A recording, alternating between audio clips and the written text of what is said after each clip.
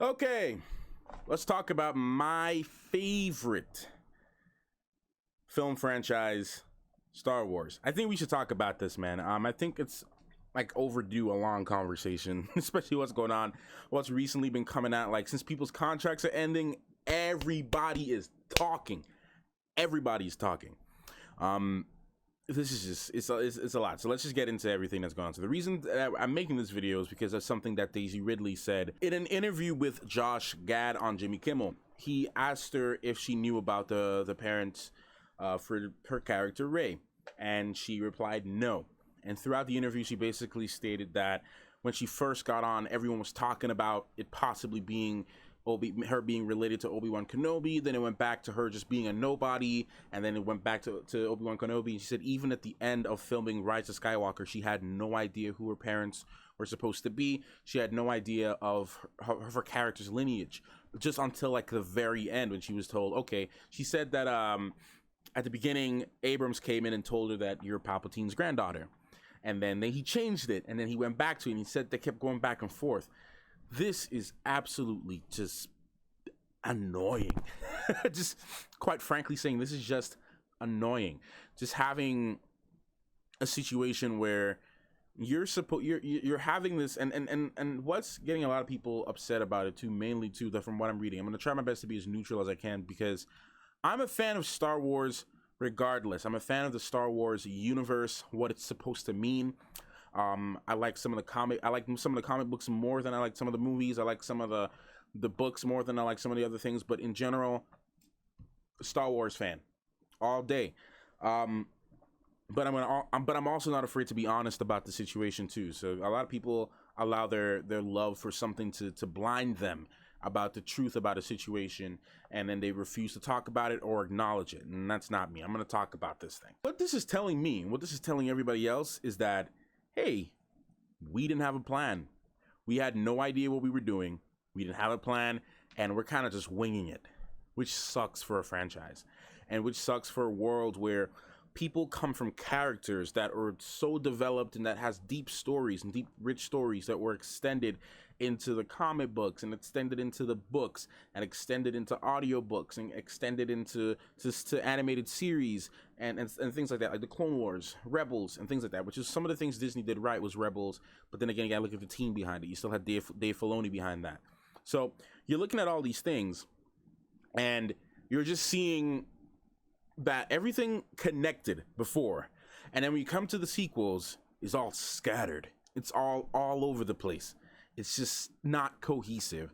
And I was one of those people that was watching the sequels. While they're not my favorite of the franchise, I'm watching it. I'm like, man, you know what? I'm gonna believe in this. I'm gonna have faith that hopefully they can turn this around. I enjoyed watching Rise of Skywalker. I was entertained. But if you really look at the story of the Rise of Skywalker, you look at the story of the sequels, it's just a gigantic mess. And I hate to say that. And I even as much as I love Star Wars, it's just the truth. It's just the truth. It's a mess. The management and the actors are none to blame. The actors are no way in fault of this. I don't blame the actors at all. You got to look at the management behind this. Everyone wants to blame fingers at Kathleen Kennedy. I can see where they're putting the blame. I don't want to be that guy that's just pointing fingers. You know, I'm not just pointing fingers at you. You know, it's Kathleen Kennedy's fault. It's her fault. She did this and yada yada yada. It may be true. I don't know, but I'm not one of those people that's just gonna hop on a wagon, hop on a hate wagon, hop on a hate train just for the sake of hopping on a hate train. A lot of people, the Star Wars fan base, the sequel has successfully divided the Star Wars fan base. I can tell you that right now. It has successfully divided the Star Wars fan base. And some of the best things to come out of Disney Star Wars is Rogue One, The Mandalorian, being able to fund the production for season 7 of Clone Wars, and also Star Wars Rebels. A lot of people don't like it. I personally think Star Wars Rebels and Star Wars Resistance actually is a really good animated show as well. Good show. I actually enjoy Star Wars Resistance, and I think that's some of the better parts of the sequel storylines. But man, I'm just utterly disappointed just with the fact that they had the opportunity to really build off of something and to really make it something that's lasting.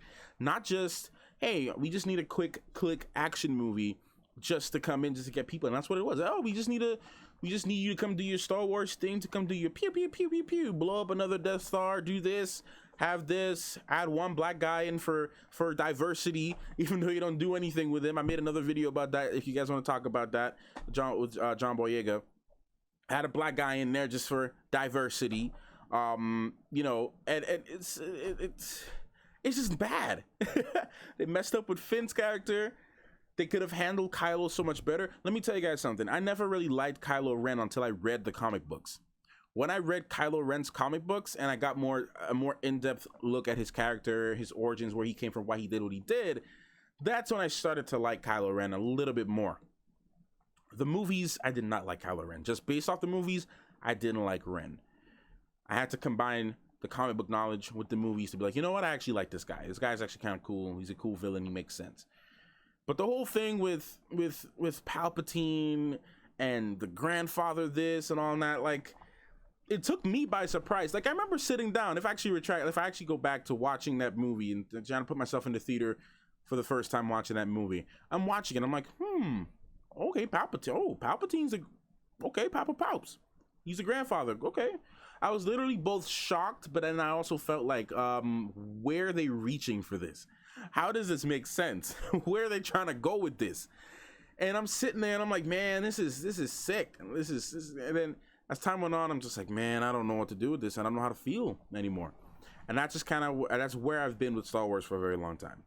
I didn't know how to feel for the absolute longest time when it came to Star Wars. And just hearing all these recent stuff with John Boyega basically calling out the company, calling out them for basically using his race as a marketing stunt, and Daisy Ridley confirming that she had no idea what her character was where she was from, or what was her purpose. That just tells me that even though they changed directors, their direction was not clear. Their writers behind the scenes were not clear. I'm pretty sure if Jon Favreau was behind that mess, that would have been a different story. Okay? If Jon Favreau was behind the sequel trilogy, that would Jon Favreau and Dave Filoni, that would have been a completely different situation right there, because Jon Favreau was obviously one of the people responsible for helming the Iron Man franchise, getting that off the road, having a cohesive plan from start to finish. They didn't have a plan. Even when you look at something like The Mandalorian, you look at some other movies that Jon Favreau has done, it had a cohesive plan, and it made sense, and you could see where it was going. Everything was set up to build off of each other. The first movie was set to be a stepping stone. The next one was built to step off of that, and the third one. Now, the pros about the sequels, it looks good. The soundtrack is good. It's flashy. The budget is crazy, so all the action sequences are pretty okay. It just looks pretty. The Rise of Skywalker was a very beautiful movie, visually, cinematography-wise, very good movie. VFX-wise, very beautiful movie. Story-wise is where this movie does horrible. And it's like the books too, like even in the Rise of Skywalker book, it kind of makes up for a lot of the behind the scenes story, especially getting into like Finn's mind, getting into his perspective of things. When you read the book about the movie, the extended storyline, well, okay, I'm like, okay, this it makes up for it a little bit, but it still doesn't correct the issues in that movie. That's just what sucks about it. And I just wish that it could have been different. Now, I just wish it could have been different. I don't know what to say, y'all. I'm just very disappointed and sad by all of this, especially as a Star Wars fan.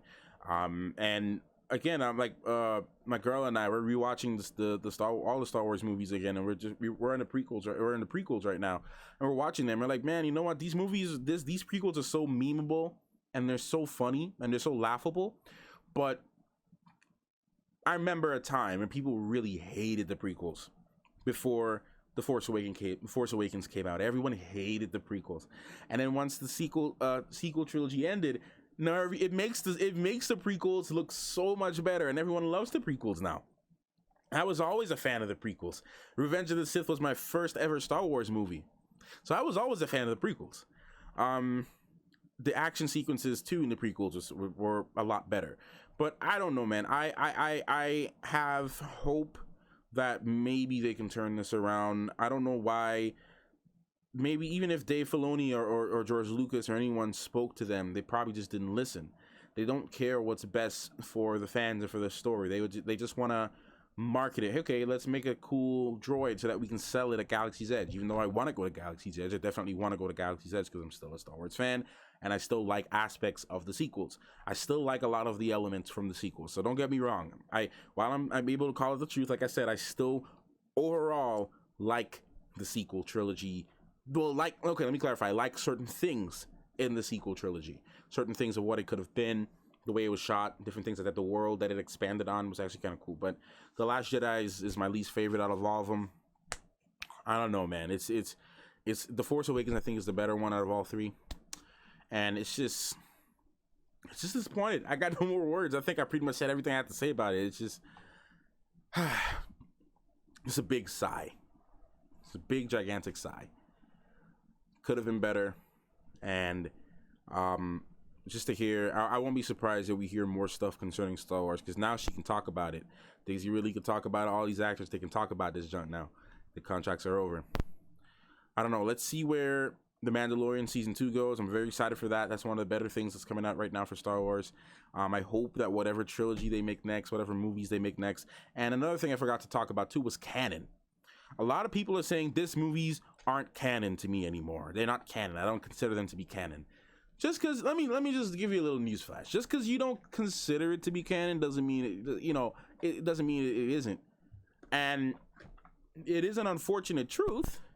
You can choose what you want to like or what you don't want to acknowledge, but it's like at the end of the day, Disney owns the properties, and it owns the intellectual properties for Star Wars. They own Star Wars. That's their property, and they can decide what they want to be canon and what they don't want to be canon. And that's just the truth about it. And whether we want to acknowledge that or not, it's going to go on as long. It's going to be their word unless somebody else buys out the rights to Star Wars, which I don't think is happening anytime soon, or if Disney decides to sell Star Wars, which I also don't think is happening anytime soon. So at the end of the day, whether you consider it canon or not, it's canon. It is what it is. Rey is canon. Rey Skywalker is now canon unless they retcon it, unless Disney decides to retcon it and be like, no, never mind. That's not what, no, never mind. We're going to redo the whole franchise. Unless they do something like that, that's what it is. It is what it is. Anyways, y'all, let me know your thoughts down below on Star Wars. Like I said, I still like Star Wars at the end of the day. And yeah, that's it. I will see you guys in the next one, man. Thank you so much for watching. Clockmaster out.